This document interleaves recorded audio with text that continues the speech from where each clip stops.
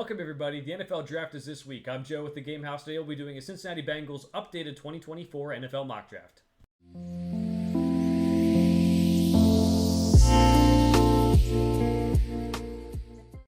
So the Bengals are on the clock in the 2024 NFL mock draft series here at the Game House. We did a mock draft for them earlier this offseason, but doing an updated one now the week of the draft.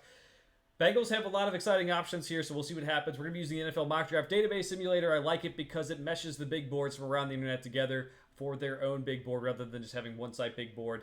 There will be players who fall that aren't the most realistic, but we'll go with it and see what we can do, and we'll also be declining all trades to keep it the most realistic as possible.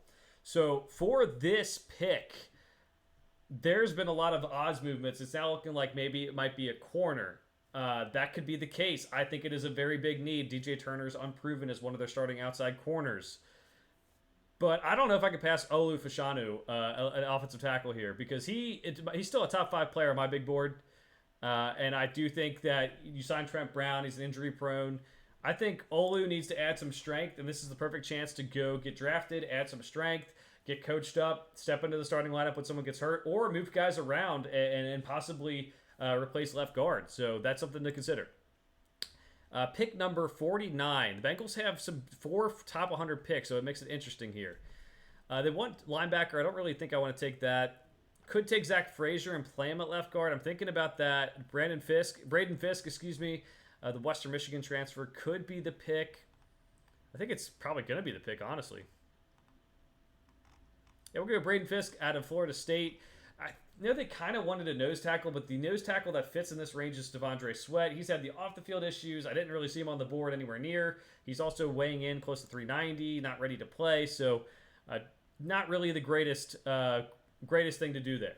So we have some options here as well because, T. Higgins is expecting to play on the franchise tag. You have Jamar Chase. You took some receivers in the middle rounds of last year's draft. Do you go wide receiver? You could do that. Do you go Ja'Tavion Sanders? Could do that. I'm going to go Ja'Tavion Sanders. This offense needs a tight end. I think it would be so much more dynamic. We saw when they've had a decent tight end in the past, like Hayden Hurst, this offense has like a new element to it, and I like that a lot. So I'll take Ja'Tavion Sanders. Needs to work on his blocking a little bit. I know that's something the Bengals want there as a blocking tight end as well. But I will say let's take Ja'Tavion Sanders and roll with it. So again, maybe you want like a slot receiver here. Doesn't seem like there's maybe the best here. I guess Blake Washington might be the pick for us. You could go Jonah Ellis to get some more edge rotation, but you just took an edge rusher last year, Myles Murphy. So you could take a safety, but they just signed so many safeties. I don't think that's really a need. It's all the way down here because they signed so many safeties in free agency. So for that reason, you know what? We're gonna go Chris Abrams-Drain at corner because we didn't want to get an outside corner. I think he can play inside or outside. The flexibility would be nice.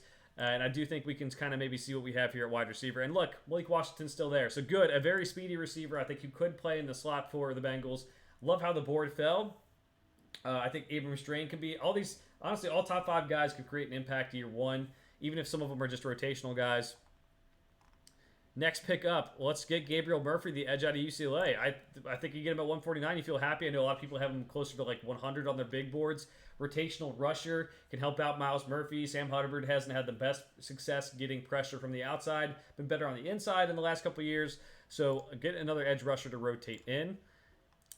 Let's see what we can do here. We'll go out of the interior offensive lineman. I think I'm going to go Satoa Lumea out of Utah. I think he could end up being a guy who competes for the left guard spot with Cordell Volson if he doesn't end up playing a little bit better this year. So get another interior offensive lineman, protect Joe Burrow at all costs, and we'll see what happens. All right, so the running back room has a little bit of a different look. So you could look at a running back here. We have Joe Mixon is gone. Zach Moss is in. Chase Brown is a young guy. We already took a tight end. Don't think they'll go for another one, although I do think Tip Reeman does fit more what they want. Tyron Hopper could be a linebacker who can play some special teams, but I think we'll go with Dylan Lobby out of New Hampshire. He's a pass-catching running back, can change things. Give him a chance to make the roster, see what he can do as a receiver out of the backfield.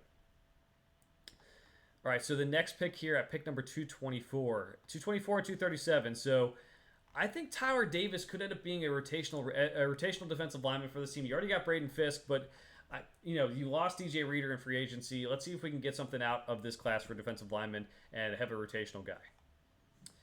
So with the last pick, let's go JD Bertrand, I believe. Let's do that because I think you need a guy who can be an ace on special teams. I think he can do that. So we'll get him as the last pick for the Bengals. At pick number 237, we'll start recapping this draft now because it's crazy that they have this many picks and could have a draft that turns out this well. Olu Fashanu, again, top 5 player on my board. They signed Trent Brown to a 1-year deal. Does he stay healthy? I don't know. Do you want to move guys around? Olu played left tackle. Can he play right tackle? A lot of questions to be answered there, but the talent is there. And I do think that adding strength to his game will be huge, but I do think he can do it. Brayton Fisk, the defensive lineman at Florida State, transferred in from Western Michigan, proved he could play at Florida State this year, and played very well. Jatavian Sanders, the tight end out of Texas, just adding another element to this offense that I think they've needed and have shown that they can use very well. Chris Abrams-Drain, I think he could be like a day 2 pick, so earlier day 2 pick, I should say. Getting him at 97 here, I think is really huge. Could play inside or out in the slot or outside in the NFL level. I do think that they're going to need some corner help with one of these top 4 or 5 picks for the Bengals this year. Malik Washington, the wide receiver out of Virginia, very fast wide receiver. I think he can fill in the slot, give you another option. Gabriel Murphy, the edge rusher out of UCLA. Satoa Lumea out of Utah, the interior lineman, offensive lineman. Dylan Labe out of New Hampshire, the running back. Tyler Davis, the defensive lineman out of Clemson. And J.D. Bertrand, the linebacker out of Notre Dame, providing some depth there. So that is the mock draft for the Bengals. Let me know what you think of it down in the comments below. For now, thanks for watching. We'll see you guys next time.